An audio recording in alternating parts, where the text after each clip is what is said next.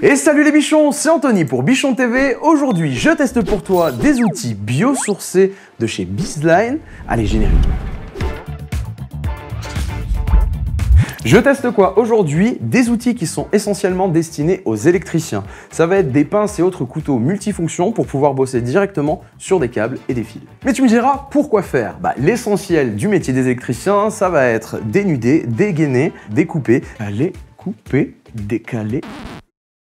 À qui s'adresse cette gamme? Franchement, à tout le monde. Vu le prix, ça reste des outils qui sont ultra accessibles et ça va te permettre de faire gagner du temps, que tu sois pro ou particulier. Juste un mot avant de rentrer dans vraiment la partie test, ce genre d'outil, tu vas pouvoir faire les mêmes opérations à l'arrache, entre guillemets, avec un cutter, un couteau, des choses comme ça. La seule chose, c'est que tu vas faire un travail qui sera pas propre, mais aussi qui va être potentiellement dangereux. Tu vas aller trop loin, tu vas entamer des fils, mettre des parties à nu et c'est vraiment dommage. Avec ce genre de système-là, tu vas pouvoir faire du travail qui est propre et sécurisant et reproductible et trop cool.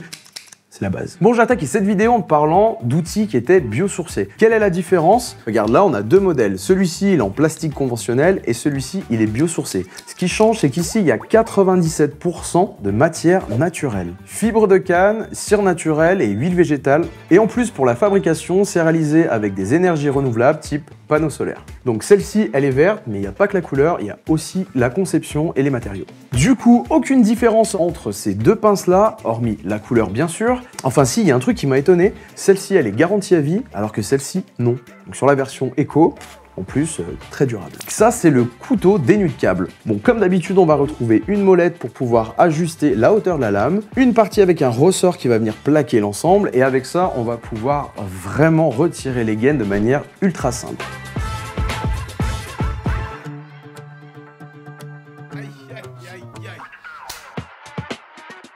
Ce qui est bien vu, c'est que de l'autre côté, on a une combinaison avec un autre outil et cette fois-ci, on va pouvoir s'attaquer aux fils. Et là, on va pouvoir dénuder des fils de 0,5 jusqu'à du 6 mm carré. C'est pratique, ça vient vraiment en dépannage pour pouvoir dénuder ces fils directement. Après, en utilisation spécifique, on a cette petite pince qui, elle, va être une pince automatique. Elle est destinée plutôt aux câbles, on va dire, de télécom, aux câbles de faible section. Pourquoi? On va pouvoir dénuder des câbles avec une section de 0,12 mm jusqu'à 0,8. Ce qui est bien avec celle-ci, c'est qu'elle va être entièrement automatique. On va venir appuyer, insérer le câble à l'intérieur, relâcher et la pression, elle est gérée toute seule pour ne pas abîmer l'intérieur du câble, l'âme du câble et seulement enlever la gaine. On va pouvoir utiliser une butée qui est réglable de 5 mm jusqu'à 45. Les bichons, on enchaîne avec une version qui est maintenant incontournable, la pince automatique. Cette fois-ci, on va plus prendre la tête à avoir la section du câble, de se mettre dans la bonne encoche pour pouvoir faire l'opération. La pince s'occupe de tout. Ici, on va pouvoir gérer des câbles de 0,2 jusqu'à 6 mm carré. Et il y a juste à l'insérer, utiliser éventuellement cette butée qui va nous permettre de les dénuder sur une longueur de 5 à 12 mm. Et après, on y va, on les enchaîne, là on va vraiment gagner en productivité. Petit bémol, j'en ai deux, on va pas pouvoir aller au-delà de 12 mm, parfois ça va être problématique. Et dessous on a une deuxième fonction qui vient compléter cette pince, c'est simplement une pince coupante. Par contre c'est pas très pratique. Pourquoi? Quand elle est ouverte, on va pas pouvoir insérer le câble, il va falloir venir déjà exercer une pression, mais sans pouvoir non plus refermer. Là, c'est bon.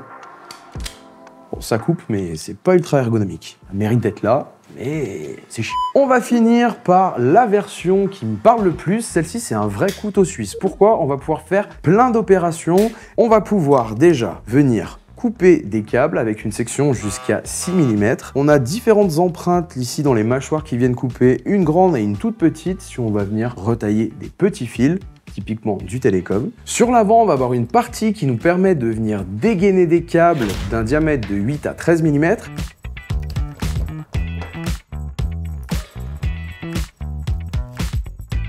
Et ce qui est pratique, c'est qu'on va pouvoir en plus se mettre à l'intérieur des différents boîtiers électriques, boîtiers d'encastrement, pour pouvoir dégainer. Pour pouvoir dénuder des fils, on va aussi retrouver un peigne qui va nous permettre de bosser sur des fils de 0,5, 0,8, 1,5, 2,5, 4 et 6. J'ai essayé avec toutes les sections et ça se passe bien. Enfin, toutes non, j'avais pas de 0,8. Enfin, une dernière fonction ici qui te permet de dégainer mais de manière longitudinale. Une fois que tu as découpé autour de ton fil, tu vas pouvoir ouvrir ta gaine et comme ça avoir accès au fil à l'intérieur. C'est très pratique. En combinant les deux, tu vas même pouvoir créer des fenêtres sur un fil si tu as besoin de refaire un piquage. Il va pouvoir te permettre de dépatouiller d'un petit peu toutes les situations.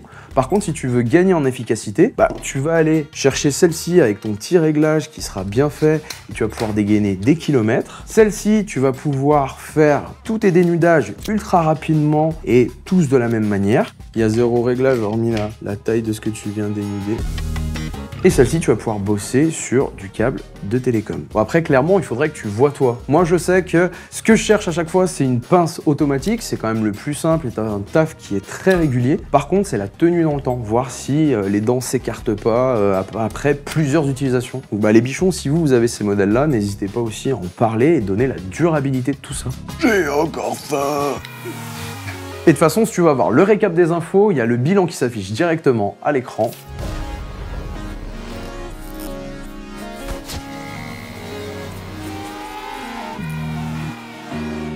Et comme je te dis toujours, bosser c'est bien, avec le bon matos c'est mieux, donc fais-toi plaisir et prends soin de toi. Non, ça va pas, on peut pas faire au départ comme ça, là.